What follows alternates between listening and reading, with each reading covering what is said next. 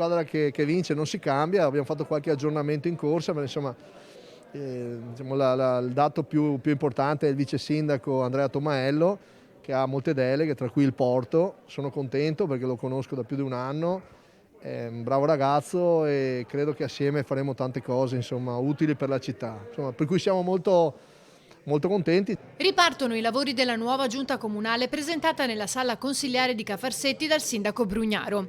Molti assessori riconfermati e new entry. Oltre al vice sindaco Andrea Tomaello con deleghe alle politiche comunitarie, al porto, alle politiche giovanili, lo sport e la protezione civile, il nuovo assessore alla sicurezza che sostituisce Giorgio Deste è Silvana Tosi, che non è potuta essere presente perché è ancora in convalescenza dopo il malore pre-elezioni.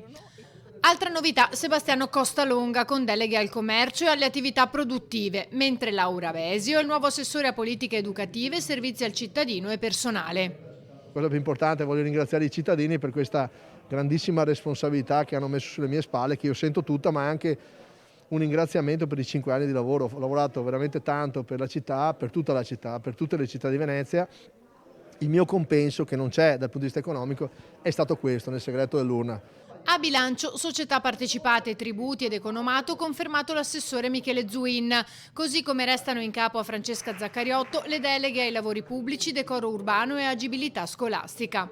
Paola Mar rimane assessore conservando la toponomastica, ma aggiungendo le deleghe all'università, al patrimonio e alla promozione del territorio.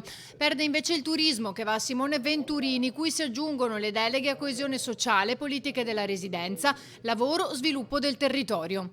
Renato Boraso resta assessore a mobilità, piano del traffico, viabilità, infrastrutture, rapporti con le municipalità e con il mondo dell'agricoltura.